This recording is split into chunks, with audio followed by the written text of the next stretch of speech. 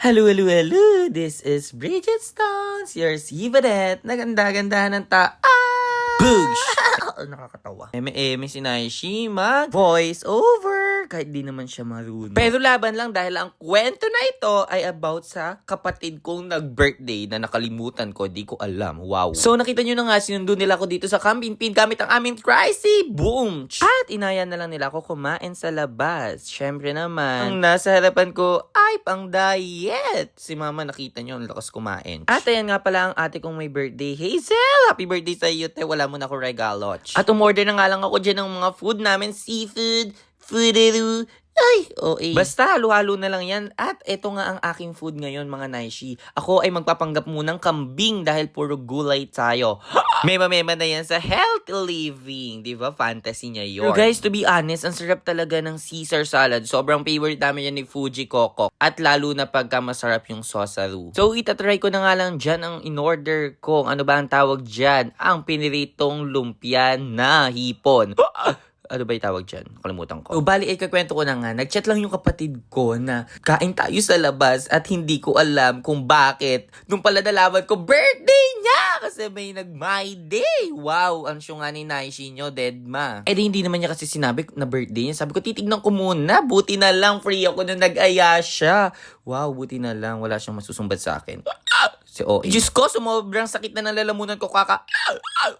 Diyos ko po, ayoko na ng ganyan. Onting-onti na lang talaga magiging cast na ako sa Train to Busan. O siya, tinry ko na nga lang dito yung rice nila at kare-kare with alamang. Sarap, guys. Grabe. Di naman nalata, ano? Diyos ko, lumapang si Naishi. Ang sarap, hanes. O yun, di ko na alam sasabihin ko dahil eto na lang ulit ang pag-voice over ko, mga Naishi, at i-rate nyo ang aking voice over. Para naman alam ko kung pinagtatawanan nyo na lang ako o at itutuloy ko pa ba ang pag-voice over na to. Ang tumawa sa pag-voice over ko, hindi fresh at hindi go-glow kagaya ni Naishi nyo. At inray ko na nga ang sashimi, mga Naishi, kasi sobrang favorite ko na nito simula nung natikman ko. Wow, feeling mayaman na, no? Raw fish pa yung friendship nyo na yan. Nakala mo naman talaga. At ito na tayo, guys, sa exciting part. Ang bayaran. Kasi sabi ko ito na ang regalo ko at hindi ako nakabili ng regalo sa kanya at nakalimutan ko din. So deserve ko magbayad ngayon. Eh di sobrang saya naman ni Kuleg at nakatipid siya. Mahusay din yung ate ko na to at nakatipid nga yung birthday niya. Diyos ko po. Very good pa daw siya. Thumbs up pa. Diyos ko, ako hindi. Wall down ako. Wow. Sa susunod na voice over ko, magchichismis na lang ako. Mas magaling ako doon kasi ate, hustler ako sa pagchichismis. Sobrang galing ko doon. At after na nga lang po namin kumain, ay uuwi na kami at sasakay na ulit kami kay Tricey Bamba. Dumaan lang kami para magpagasolina at sobrang mahal ng gasolina. Pero mas mahal kita.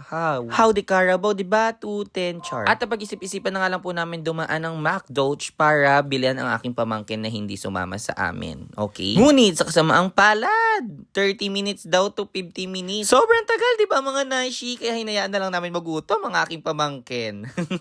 At ito na nga ang atake namin ni Mother sa sasakyan. Diyos ko po, ang ganda-gandahan kong inay. Nakakala mong porselana ang balat. At nakarating na kami dito sa Camping at binabana nila ako dito. Paalam na sa inyo. At hindi ko nagamit ang sasakyan ko dahil biray. So rate nyo na ang aking voiceover. Go!